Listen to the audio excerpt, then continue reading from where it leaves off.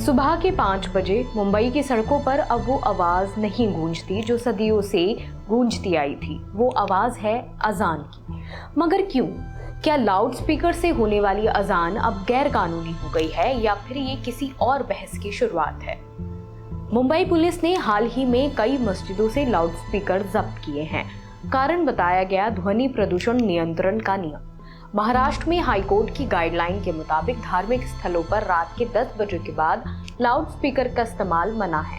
लेकिन यहाँ मुद्दा वक्त नहीं है बल्कि इजाजत है। मुंबई पुलिस का कहना है कि कई मस्जिदों ने लाउड स्पीकर चलाने के लिए जरूरी लाइसेंस नहीं लिया है, इसलिए ये कार्रवाई की गई। मुस्लिम संगठनों ने इस कदम को धार्मिक स्वतंत्रता पर हमला कहा है। उनका कहना है अगर मंदिरों और गुरुद्वारों को लाउड स्पीकर की इजाजत है तो मस्जिदों के साथ भेदभाव क्यों किया जा रहा है। All India Muslim personal law board और कई मौलवियों ने कहा है वह इस मामले को मुंबई हाई कोर्ट में चुनौती देंगे। वहीं मुस्लिम लीडर मौलाना अली खान का कहना है कि हम कानून का सम्मान करते हैं लेकिन आस्था को कुचला नहीं जा सकता। अब सवाल ये उठता है कि क्या ये मामला सिर्फ अजान का है या सभी धर्मों को ध्वनि प्रदूषण पर रोक की जरूरत है? क्योंकि ट्रैफिक का हॉर्न, बारातों के डीजे और हर त्योहार में बजते स्पीकर भी तो कानों को चीरते हैं। तो क्या हमें एक समान नियम की जरूरत नहीं है? फिलहाल पुलिस का कहना है कि वह सभी धर्मों के लिए ये नियम लागू करेगी, लेकिन कम्युनिटी को सही दस्तावेज देने होंगे।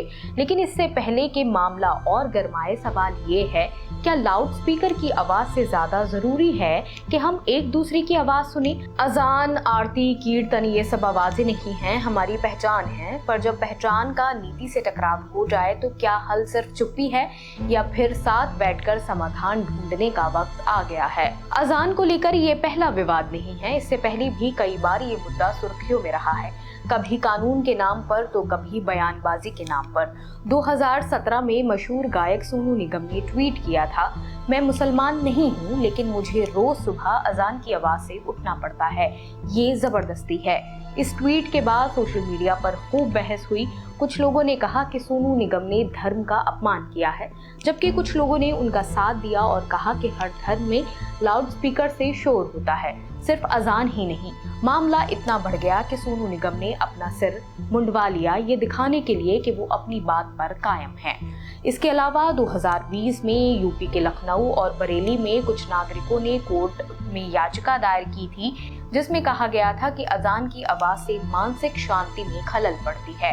हालांकि इलाहाबाद हाई कोर्ट ने साफ कहा अजान इस्लाम का अहम हिस्सा है लेकिन लाउड स्पीकर पर इसकी अनिवार्यता नहीं है, यानी अजान जारी रह सकती है बशर्ते वह कानूनी सीमा में हो। वहीं 2022 में महाराष्ट्र नवनिर्माण सेना प्रमुख राज ठाकरे ने लाउड स्पीकर के जरिए अजान को लेकर बड़ा बयान दिया था। उन्होंने धमकी दी कि अगर मस्जिदों में लाउड स्पीकर से अजान हुई तो मंदिरों में हनुमान चालीसा चलवाएंगे। इससे कई शहरों में टकराव की स्थिति बन गई थी और पुलिस को अलर्ट पर रहना पड़ा था। इन सब घटनाओं से ये साफ हो जाता है कि अजान अब सिर्फ एक धार्मिक परंपरा नहीं रही है।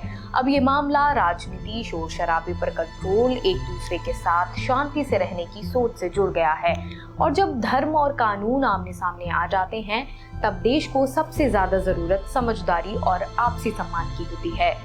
फिलहाल इस मुद्दे को लेकर आपकी क्या राय है, हमें कमेंट बॉक्स में बताएं और ऐसी ही और वीडियो देखने के लिए जुड़े रहिए ऑब्जर्वर पोस्ट के साथ। शुक्रिया।